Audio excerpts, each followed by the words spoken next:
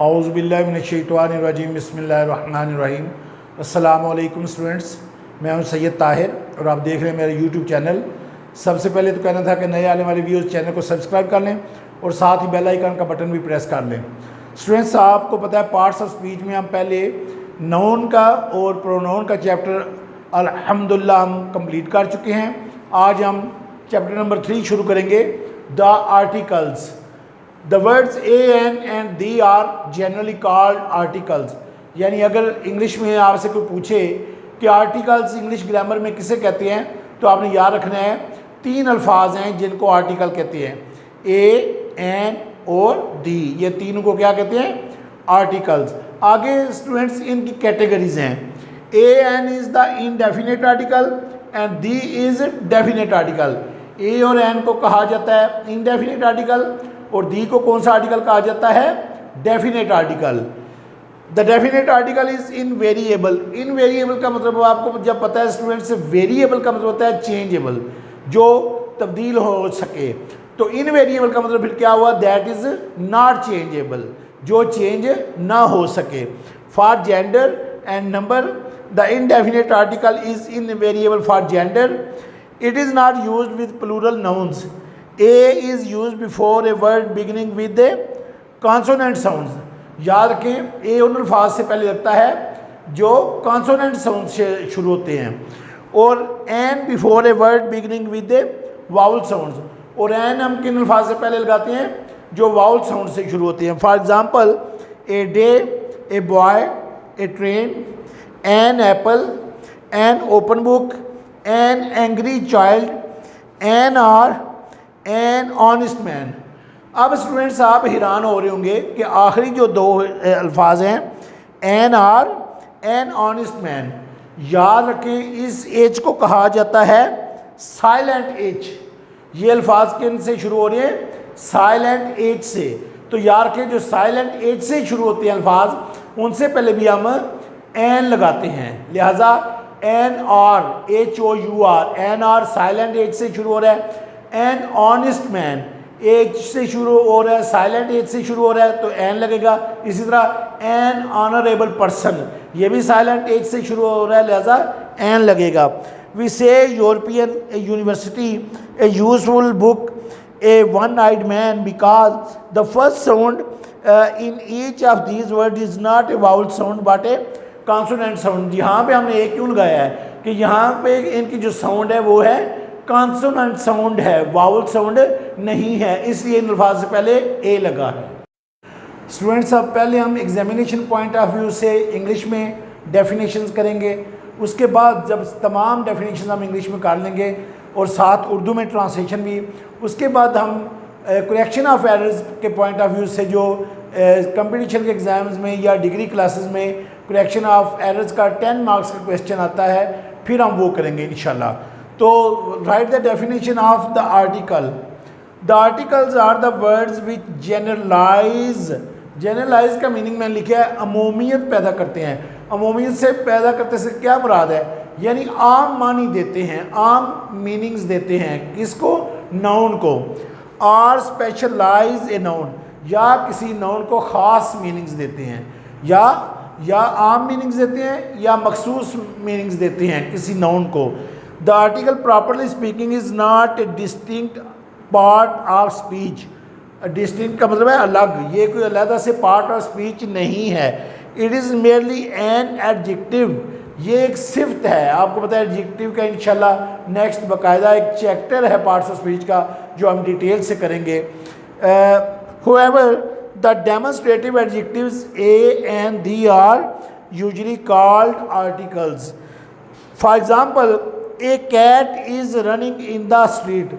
अब स्टूडेंट्स, इस एग्जाम्पल में आम सी बिल्ली की बात हो रही है, कोई सी भी कैट है। यहाँ पे हमने कैट नाउन है, तो यहाँ में हमने नाउन को एक आम मीनिंग दिया है, अमूमियत पैदा किया है, ख़ास बिल्ली की बात नहीं हो रही। लेकिन नेक्स्ट एग्जाम्पल में लिखें, देखें, द कैट विच यू सा बिलोंग टू अहमद। अब यहाँ पे जो है ख़ास बिल्ली की बात हो रही है, यहाँ पे मखसूस मीनिंग दिया गया है नाउन कैट को। यानी अब हर बिल्ली अहमद की नहीं है, हम कह रहे हैं कि जो बिल्ली द कैट विच यू सा, जो बिल्ली आपने देखी वो अहमद की है। अब हर बिल्ली की बात नहीं हो रही है, यहाँ पे कोई सी भी, यहाँ पे अमूमी बात हो रही है, कोई सी भी बिल्ली जो है वो, कोई एक बिल्ली जो है वो गली में दौड़ रही है। लेकिन जब नेक्स्ट एग्जांपल में हमने क्या किया, यहाँ पे मखसूस कर दिया, मखसूस मीनिंग दिया कैट को कि वो जो बिल्ली आपने देखी वो अहमद की है। साथ स्टूडेंट्स मैंने आपके कॉन्सेप्ट क्लियर करने के लिए साथ इंग्लिश में उर्दू में भी लिख दिया है। ऐसे अल्फाज जो इसमों की तखसीस करें, यानी जो नाउन्स को मखसूस मीनिंग दें या अमूमियत के मानी पैदा करें या आम मीनिंग्स दें, जो आर्टिकल कहलाते हैं अंग्रेज़ी में ए एंड दी, ऐसे अल्फाज हैं जो नाउन को आम बना देते हैं या फिर मखसूस मानी देते हैं। जैसे कि ये एग्जांपल मैंने आपको दी है, यहाँ पे हमने कैट को आम बना दिया पहली एग्जांपल में, आम सी बिल्ली की बात हो रही है, जबकि दूसरी एग्जांपल में नाउन को ख़ास बना दिया गया है, ख़ास बिल्ली की बात हो रही है। लेकिन दी बुक से मुराद, मसलन ए बुक से मुराद कोई सी भी किताब है, लेकिन दी बुक से मुराद एक मखसूस किताब की बात होगी। फॉर एग्जांपल स्टूडेंट्स मैं आपको बताता हूँ, यानी ए या एन काबिल गिनती वाहिद इसमें आम से पहले लगती हैं। ए या एन काबिल गिनती वाहिद इसमें आम से पहले लगती हैं, बशर्ते कि उससे मुराद कोई ख़ास चीज़ ना हो। यानी याद रखें ए या एन किसके साथ लगती हैं, काबिल गिनती। पहले तो ये ज़हन में रखें कि जिस चीज़ को हम गिन सकें उनके साथ ए या एन लगेंगे, उससे मुराद कोई ख़ास चीज़ ना हो। For example I bought a pen, I bought a book, ये आम मीनिंग है, लेकिन यहाँ पे ख़ास कैसे बन जाएगा जब हम उसी पेन की बात करेंगे। For example I bought a pen, यहाँ पे हमने नॉन को अमूमी मीनिंग दिया है, आम पेन की बात हो रही है।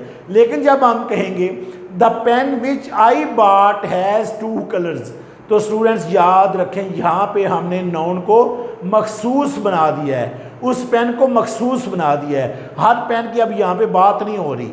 यानी जब हमने कहा आई बॉट ए पेन तो कॉमन बात थी, कोई से भी पेन की बात हो रही थी। लेकिन जब हमने कहा the pen which I bought is costly, जो पेन मैंने ख़रीदा वो महंगा है, तो यार कि यहाँ पे पेन को ख़ास मीनिंग दिया गया है, यहाँ पे नाउन को मखसूस बना दिया गया है। तो students there are 2 kinds of articles, indefinite articles a and an are called indefinite articles, they do not point to any particular person or thing. यानी ए और एन को इंडेफिनिट आर्टिकल कहा जाता है और ये किसी ख़ास शख्स या चीज़ की तरफ इशारा नहीं करते। Definite articles they refer to a particular person or thing and hence are called definite articles. Definite articles को डेफिनेट आर्टिकल्स क्यों कहा जाता है कि ये किसी ख़ास शख्स या चीज़ की तरफ इशारा करते हैं। The use of indefinite articles a and an before a singular noun which is countable, यानी ए या एन काबिल गिनती वाहिद इसमें आम से पहले लगता है, बशर्ते कि उससे मुराद कोई ख़ास चीज़ ना हो। फॉर एग्ज़ाम्पल हम पेन को गिन सकते हैं, I bought a pen, book को हम गिन सकते हैं, आई बॉट ए बुक। इसी तरह he bought an ice cream, ice cream को हम गिन सकते हैं, लिहाजा काबिल गिनती। याद रखना है कि ए या एन किधर, एक तो वाहिद इसमें आम हो, दूसरा सबसे बड़ी शर्त यह है कि जिस चीज़ को हम गिन सकें उसके साथ हम ए या एन लगाते हैं। पॉइंट नंबर 2 है before a singular countable noun which is used as an example of a class of things, यानी ऐसे नाउन से पहले जो किसी क्लास या ग्रुप की नुमाइंदगी करें उनके साथ भी हम ए या एन लगाते हैं। For example a horse has 4 legs, अब ये हॉर्स जो है ये पूरे ग्रुप की नुमाइंदगी कर रहा है, पूरी नस्ल की नुमाइंदगी कर रहा है कि जो भी दुनिया का हॉर्स है उसकी 4 टांगें हैं, लिहाजा ये पूरे ग्रुप की नुमाइंदगी कर रहा है, पूरी क्लास की नुमाइंदगी कर रहा है, पूरी नस्ल की नुमाइंदगी कर रहा है। इससे पहले हमने ए लगाया है। Similarly a child needs love, a child needs love, अब ये सेंटेंस में चाइल्ड जो है दुनिया के तमाम बच्चों की नुमाइंदगी कर रहा है, पूरे ग्रुप की, पूरी क्लास की, पूरी नस्ल की नुमाइंदगी कर रहा है, तो लिहाजा ए चाइल्ड नीड्स लव इस तरह के नाउन से पहले भी हम ए या एन लगाते हैं।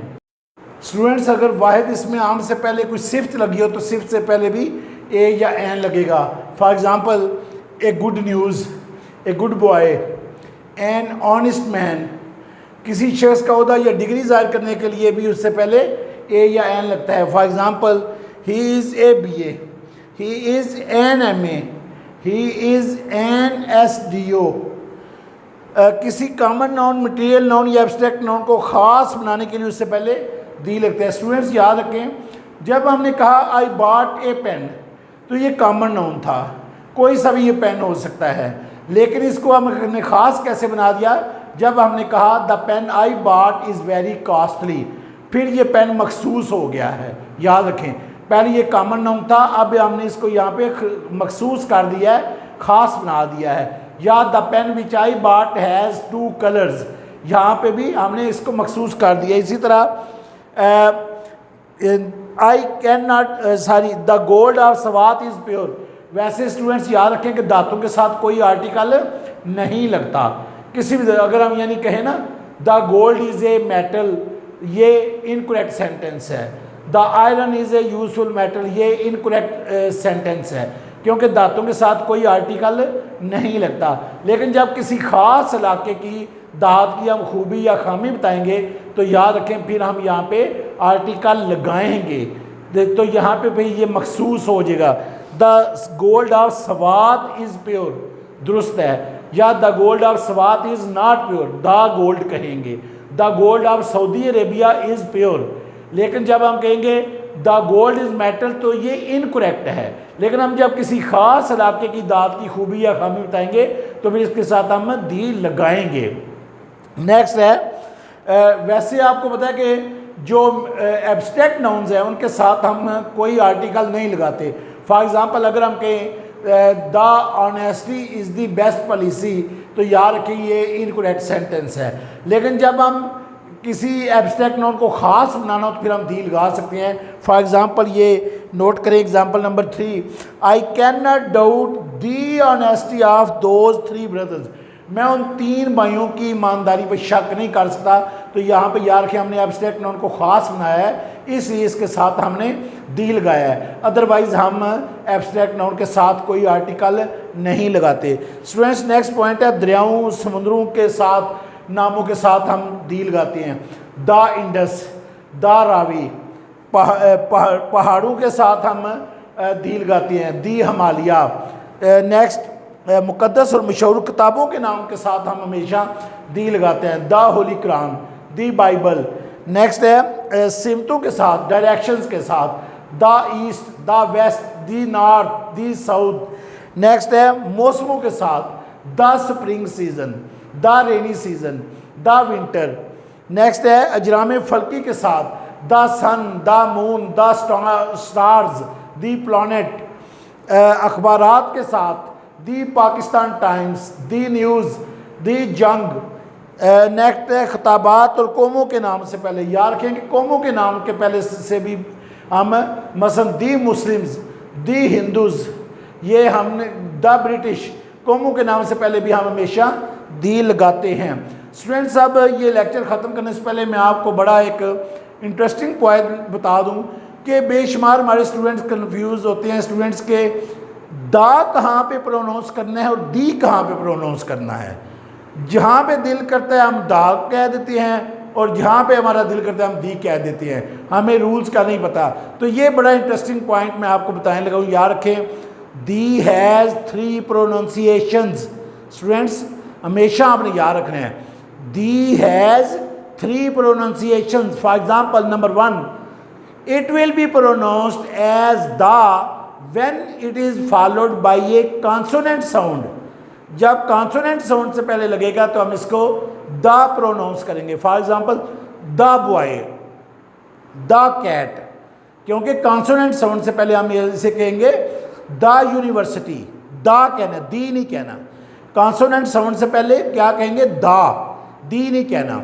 The boy, the cat, the university. But it will be pronounced as the when followed by a vowel sound।